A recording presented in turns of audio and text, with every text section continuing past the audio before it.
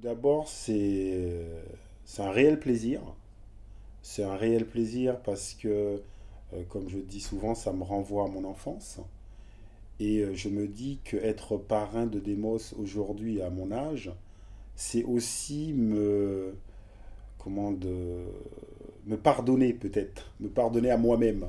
Parce que lorsque j'étais jeune, j'avais eu honte de dire que j'appréciais la musique classique. Et donc là, je me dis être aujourd'hui à la salle Playel, c'est peut-être un apaisement.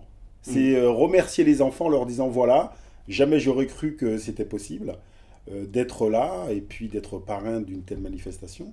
Donc les remercier parce que c'est vrai que quelque part c'est extrêmement négatif de se refuser des choses, de ne pas pouvoir dire ses émotions et peu importe le spectacle présenté. Voilà, c'est-à-dire que oui, il faut dire et clamer fort, j'aime la musique classique, je fais de la musique classique, j'aime le lyrique, j'aime le slam, j'aime le rap, le rock, et je suis fier de ce que j'aime. Voilà. Si j'ai accepté d'être parrain, c'est que je me dis que euh, dans le lot, il y a des enfants qui se sont refusés au départ d'aller vers cette culture musicale, qui se sont refusés d'y aller parce que peut-être que dans leur propre famille, il n'y avait pas cette sensibilité. Autour d'eux, il n'y avait pas cette sensibilité. Et donc, parfois, on se refuse des choses. Voilà. Et donc, je suis là aussi pour leur dire qu'ils peuvent être extrêmement fiers d'eux et dire aussi aux parents. Parce que, encore une fois, le fait que les parents se déplacent, c'est très important parce que ce sont eux les moteurs du changement, de l'appropriation de cette culture. C'est-à-dire autoriser ces enfants à avoir une certaine liberté de penser, c'est essentiel, je crois. Et ça, parfois, on ne le dit pas assez aux parents que c'est peut-être le rôle le plus important des parents, c'est-à-dire effectivement aller vers des choses que parfois je ne comprends pas moi-même ou que je n'apprécie pas moi-même. Mais n'ayez pas peur d'y aller, voilà. Mais en tout cas, si vous y allez, je vous accompagne. Et ça, c'est ça ce message aujourd'hui. S'ils sont là, c'est pour accompagner ces enfants.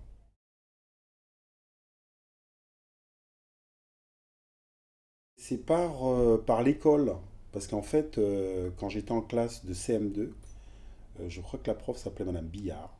J'en suis Merci même, Madame Billard. j'en suis même sûr, hein, c'était Madame Billard. Et le vendredi après-midi, dans la dernière heure de cours, elle avait l'habitude de nous faire écouter de la musique classique pour nous apaiser. Et j'ai Mm. trouvé ça très très beau. Est-ce que ça fonctionnait, l'apaisement? Ah ben oui, ah non, ça fonctionne. Vous mettez de la musique classique dans la classe, écoutez, il y avait plus de bruit d'ailleurs, parce que vous Mm. êtes en train d'écouter. Et puis elle nous autorisait aussi à regarder par exemple par la fenêtre, à s'évader, Mm. c'est-à-dire à vraiment intégrer cette musique et puis n'ayant plus la sensation d'être en classe. Donc effectivement, ça apaise et il n'y avait pas beaucoup de bruit. Et moi, j'adorais cette musique et je me souviens de la petite musique de nuit de Mozart et que j'adorais en fait. J'ai toujours aimé écouter, oui, parce que Mm. ça me plaisait, voilà. Mm. Puis lorsque j'ai grandi, j'en avais plus de compte à rendre à personne. Voilà, Oui. j'étais adulte, donc je mettais la musique classique, que ce soit dans la voiture ou à la maison. Ou même, par exemple, ce matin, encore une fois, j'écoutais du Pavarotti, voilà. C'est des choses que j'apprécie, oui.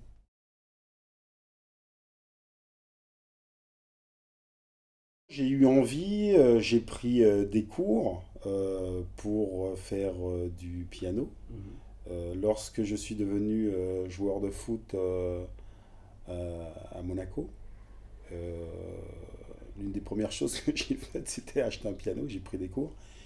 Et en prenant des cours, je me suis dit que peut-être qu'il était préférable pour le monde musical que, que je sois, que je fasse partie de ceux qui écoutent. Voilà, pour le bien de tout le monde. Donc voilà. Donc à la maison, j'ai un piano, Mm. voilà. Et je me dis, mais quand même, Lilian, ce serait bien quand même de faire du piano. Et quand je commence, je me dis, écoute, non, il est préférable d'écouter. Je pense qu'il y a des gens qui sont faits pour écouter la musique et d'autres pour jouer.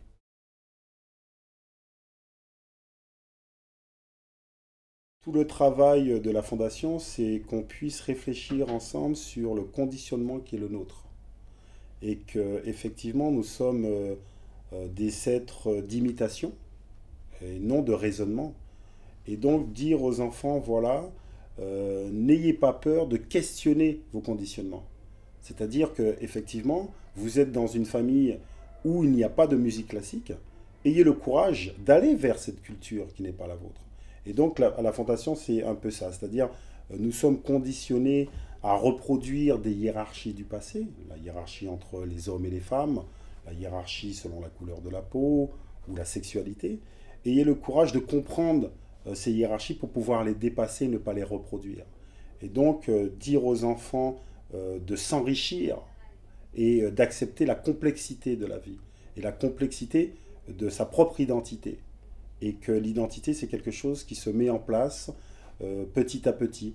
Et aller vers les choses les plus facilement possibles, parce que votre identité sera la plus riche possible.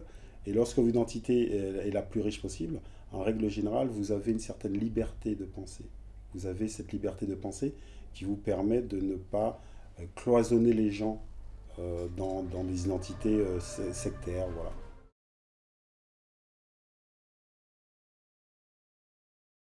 Le mot classique m'évoque peut-être quelque chose de figé. Vous voyez, quand on entend musique classique, c'est comme si ce serait quelque chose de figé. Et je crois qu'il faut dire aux enfants que rien n'est figé. C'est-à-dire que la musique dite classique est une musique qui a toujours évolué et qu'eux aussi peuvent participer à cette évolution. Voilà pourquoi c'est très intéressant ce projet, parce qu'effectivement, ouvrir le champ de la musique classique à d'autres enfants qui ne seraient peut-être pas venus tout seuls, permet aussi une bonne évolution de la musique classique. Parce que si toute chose, sans parler de la musique, hein, si jamais on ne fait pas attention, le classique, c'est aussi lié peut-être à une mort certaine. Vous voyez ce que je veux dire? Non, c'est vrai. C'est-à-dire que... Ben oui, c'est pour ça qu'il faut faire très attention. Il faut dire simplement que voilà, le classique, c'est avant tout des changements.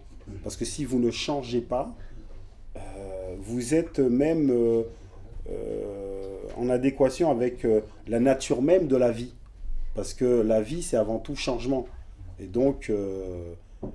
le classique, oui, on a toujours tendance à penser, en tout cas moi, parce que c'est la première fois qu'on me pose la question quand même. Oui, bien sûr. Et donc, avant tout, moi je pense à quelque chose qui serait figé. Mais fort heureusement, rien n'est figé.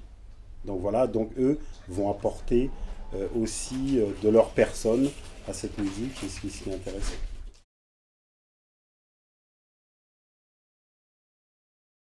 À partir du moment où vous parlez du collectif, vous parlez de l'individuel aussi.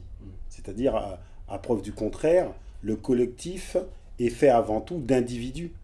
Donc, effectivement, lorsque j'aborde les problématiques avec les jeunes dans les écoles, je leur dis, voilà, en règle générale, ce on appelle le fait culturel, c'est avant tout des faits d'imitation.